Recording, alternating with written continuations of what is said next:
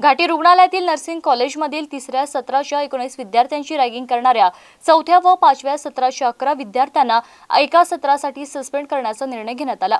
त्यांना वसतिगृहातूनही काढून टाकण्यात येणार असल्याची माहिती अधिष्ठाता डॉक्टर शिवाजी सुकरे यांनी दिली। नुकतीच नर्सिंग महाविद्यालयांच्या विद्यार्थ्यांमध्ये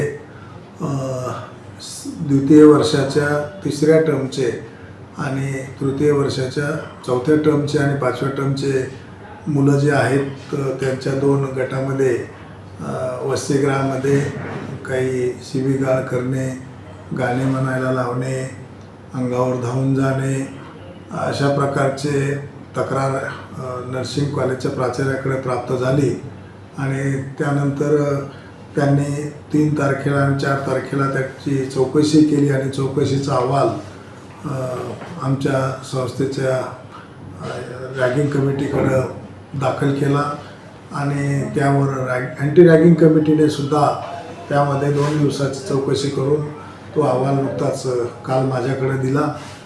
त्याची चौकशीचा अभ्यास करून मी स्वतः माझ्या कॉलेज काउन्सिलचे सर्व मेंबर, प्राध्यापक, विभाग प्रमुख आणि इतर अधिकारी यांच्यासोबत चर्चा केल्यानंतर त्यामध्ये असा निर्णय घेण्यात आला की अँटी रॅगिंग कमिटीनं जे काही शिफारसी केलेल्या आहेत त्या जशाच्या तशा मान्य करायच्या।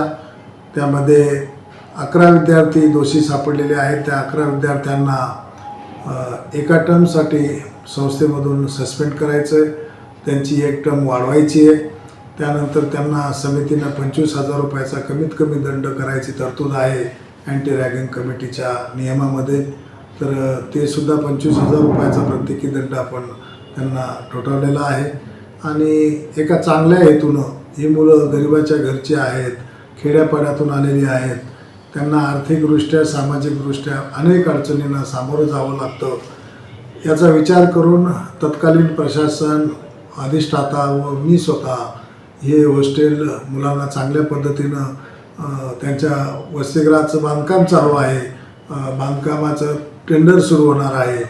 तर असं असताना आपण त्यांना जे काही प्राध्यापकाचे निवासस्थानं खाली होते त्याची दुरुस्ती करून त्या ठिकाणी पिण्याचं शुद्ध पाणी असेल, त्या ठिकाणी लाईट असेल, सिक्युरिटी असेल, हे सगळं व्यवस्था करून दिली होती।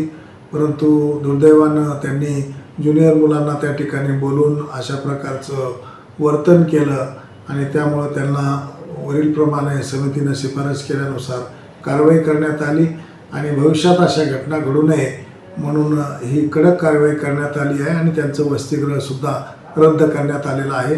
जे नर्सिंग कॉलेजची काउन्सिल आहे तर त्याच्यामध्ये सुद्धा मुलांना वसतिगृह द्यावं अशी कुठलीही तरतूद नाही, परंतु एक चांगल्या हेतूनं जे वसतिगृह आपण दिलं होतं तर त्याचा उपयोग त्यांनी अत्यंत चुकीच्या पद्धतीने केल्यामुळे ही कारवाई करण्यात येत आहे।